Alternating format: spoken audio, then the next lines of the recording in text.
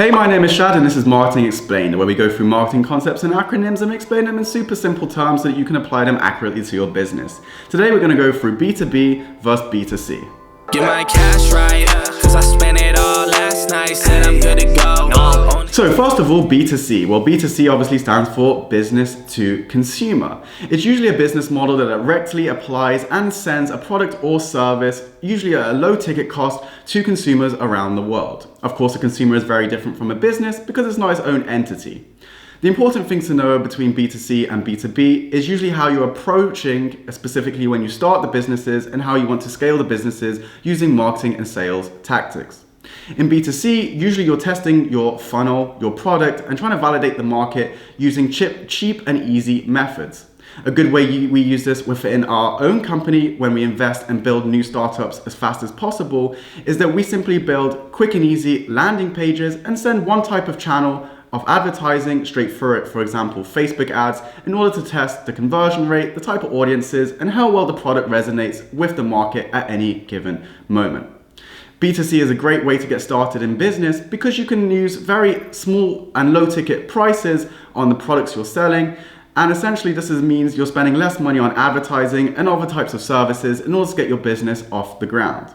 Moreover, B2C differs greatly from B2B because usually the action or the transaction of whatever conversion you're optimizing for, whether it's a purchase or a subscription, happens there and then, and you're not waiting around for months and months to get paid and to find out feedback. The difference, a big difference also is in the way that you interact with your customers.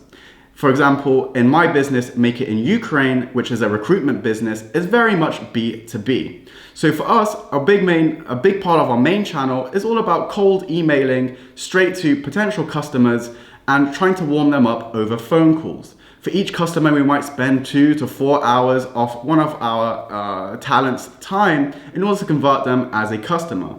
And even when we do convert them as a customer, it can be 60 to 90 days before we're even paid.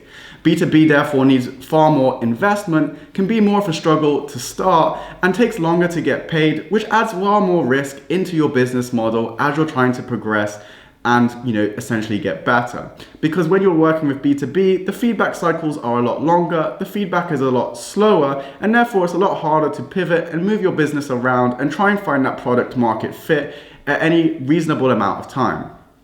I myself think I'm a pretty good entrepreneur and marketer, but even in my own business, it still took 9 to 12 months in the B2B niche to really find out where our pricing should sit, how we should speak to our customers, what decision makers we should speak to, and so on.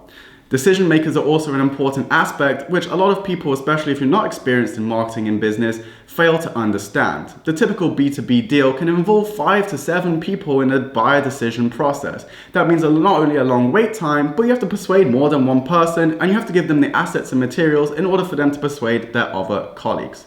Overall, B2C and B2B are completely different business models and should be treated as such, and you should also consider that when you're trying to conceive your business or when you're trying to conceive how you should scale.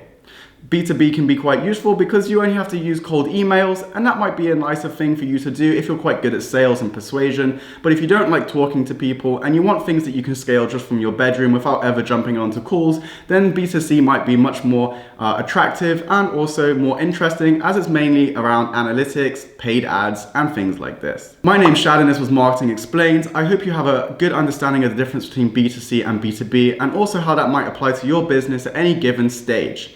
Of course, we speak about different marketing channels. You should tailor your marketing channels and the types of lead gen magnets and so on, dependent on the business and the business model you're creating and your types of customers. If you enjoyed this video, I encourage you to check out other Marketing Explained videos where we go through many different concepts. And you can also like and subscribe to this video. Peace, my name's Shad.